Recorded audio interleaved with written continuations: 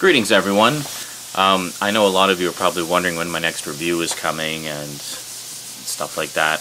Well, every once in a while I like to do one of these, a video response to something that I've seen that I find interesting or whatever, or just want to comment on.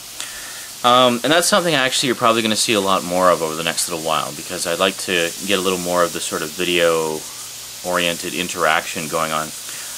Pardon the sizzling in the background, and Ed is making some food.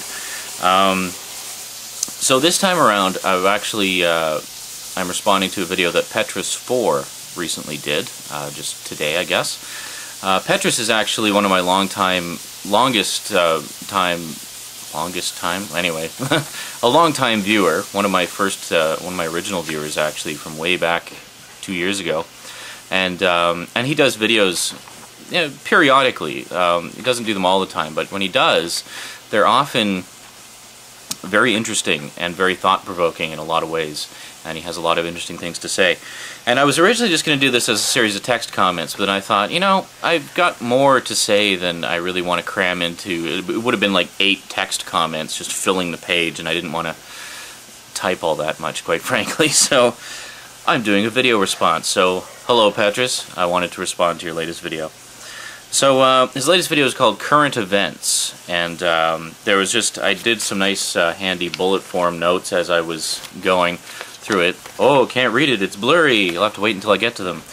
And I just wanted to sort of address some of the things that he talks about in it. So okay, first off, you're talking about just things people can do to make their lives a little more sane, I guess. And I actually agree with a lot of what you were saying. I think you raised a lot of good points and made a lot of good suggestions. I honestly can't see a lot of people following through on very many of them, but at least a few of them, I think, are good. And some of them actually, I was quite surprised. Some of them were very close to the way that Annetta and I live our lives over here. The first one, the big one, of course, was get rid of the damn TV. Kill your TV, man! I totally see where you're coming from on that, because, well, Annetta and I don't have cable, and we have not had cable pretty much the entire time we've been together, and since a little before that. And it was interesting, because when I originally I lost my cable because I just couldn't afford to pay for it at the time, so it was disconnected. And at first I really missed it, and I really wanted it back. And then as time went on, I just found I missed it less and less and less, and just didn't care anymore. And now, whenever we go over to a friend or relative's place and watch cable at their place, the thing that immediately strikes me is just how relentless the commercials are. Like, you'll see the same commercial for the same piece of crap product that you could never possibly need in any conceivable way, shape, or form, repeated over and over and over. And it's like, people say that commercials are basically a not-so-subtle form of brainwashing, and, well, it's true. They are. They just bombard you with the same products, the same commercials over and over and over again until you are convinced that it is something you need. And it seldom, if ever, is. So, I certainly don't miss commercials. And talking about the news, God, I occasionally see some of the Fox News clips on YouTube. And I just can't believe that that passes as news. Like, I remember watching the news back in the 80s, and, you know, it was news. Reported things that actually mattered. But now it just seems to be sensationalism for the sake of sensationalism. I guess it's always been like that to some extent, but now it just seems to be out of control. So, our solution, of course, is not to get rid of the TV, but to get rid of cable. The pay service, whatever you want to call it.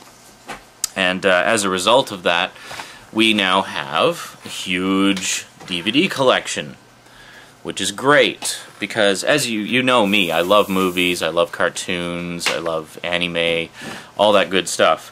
And I like TV shows too. I really love a lot of TV shows. What I don't love is watching them on commercial television and seeing them with all the ads and such. So the thing I love about DVD is it allows me to 100% control what we see. So we choose not to expose ourselves to the sensationalistic news that's not really news, and the commercials and such, because we have all our TV and movies on DVD. So we can watch what we want, when we want, however often or not so often we want. It's all entirely up to us. So I really like that. And I think more people should just get rid of cable altogether and get their entertainment fix from DVD, because it's wonderful. Coca-Cola and other such carbonated beverages. Yes, absolutely everybody I know, without exception, who drinks a large amount of carbonated soft drinks also has a weight problem. There is a clear as day connection between the two. Like, I mean, I think there's even been studies done about it. I don't know if it's the sugar or the syrup, or probably just a combination of all of the above, and I doubt the carbonation really factors into it. But just, you know, it's not good for you. It makes you gain weight, folks. I used to drink Coke like it was going out of style. Like when I was younger, I would go to 7-Eleven, local convenience store, and get what they call the super big gulp, which is basically about 1.5 liters of fountain drink in a big cup. And my friends and I would go through sometimes 2 or 3 of those in a day. So that's like upwards of 2, 3, 4.5 liters of Coke in a day. Like, it was just insane. But yeah, I've cut down a lot on that. Like now, my main beverage of choice is water. Cool, refreshing water. Bottled water when we can afford the luxury, but usually just tap water. But you can't go wrong with, you know, Mother Nature's beverage, right? Yeah, not to say I don't drink Coke anymore. I do still drink Coke. I usually just drink it when I'm having a drinking night. So maybe once a week or every couple weeks, I'll have a 2-liter just to use as a mix for my drinks. And I won't even drink the whole 2-liter most of the time. Like, I'll have a couple of mixed drinks and then just drink some shots, which I'm sure isn't terribly healthy either. I know alcoholic beverages aren't exactly good for losing weight either, but it's all in good fun, and I do drink responsibly. But that's really the only time I drink Coke, and, you know, a once-in-a-blue moon treat. And I find even when I do have it once in a blue moon, I just don't feel like drinking a lot of it anymore. So, yeah. And you were talking about cell phones and iPods. Yes, totally agree about cell phones. I think people have become far too dependent on them. And, you know, once again, I'm a child of the 80s. We didn't have cell phones back then, and everybody got along just fine. If anything, people were more sociable. Yes, I think cell phones have a big part to do with the fact that society as a whole just seems to be incredibly antisocial. So yeah, folks, get rid of the cell phones. We don't need to give those corporations any more money. Alright, just get rid of them. You don't need them. Totally agree on that. As for MP3 players, I think they do have their place. Like, for example, if you're on a really long road trip, it's nice to have an MP3 player just to kind of pass the time. You know, otherwise, I don't know why people need to bring their iPods with them everywhere. You know, like going to the corner store, or, you know, taking a 5-minute bus ride downtown. Like, come on. And I totally agree with what you were saying, sort of as an addendum to that silence is wonderful. I too love silence. It gives you the chance to just sort of reflect on things, collect your thoughts, mull things over.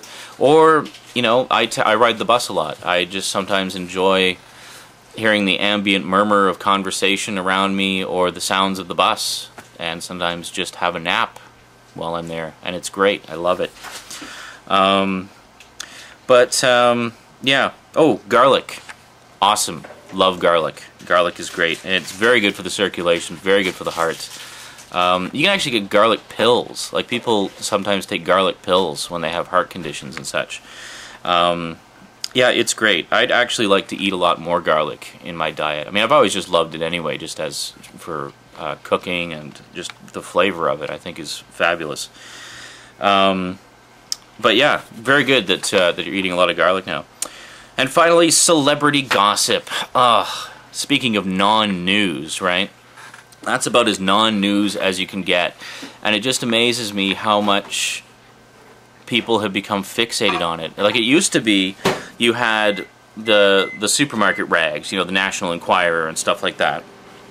And that was pretty much it. And then the rest of the magazines would be entertainment magazines, but they didn't really... They might have had some interviews with celebrities and stuff, but it wasn't really, excuse me, so much about the celebrity gossip.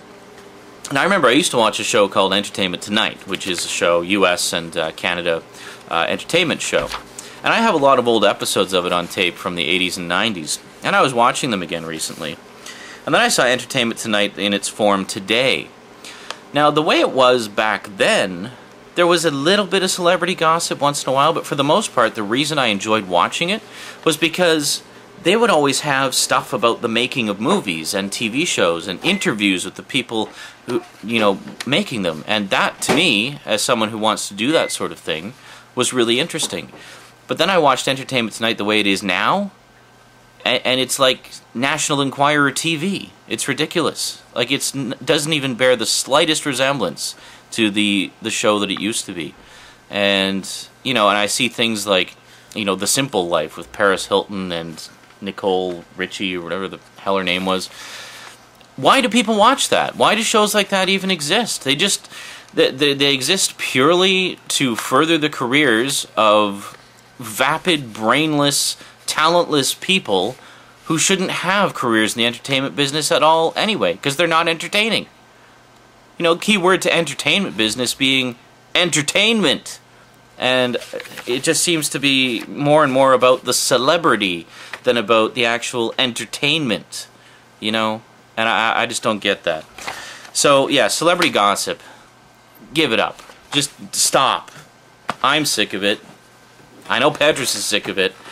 And I'm sure there's a lot more than just the two of us who are sick of it. When I look for news, I basically get my news from a variety of internet sources. You know, I go to all the different sites. If there's a big event going on, I just scour the net for as much information as I can. I find opinion pieces, I find hard investigative reports, whatever the case may be.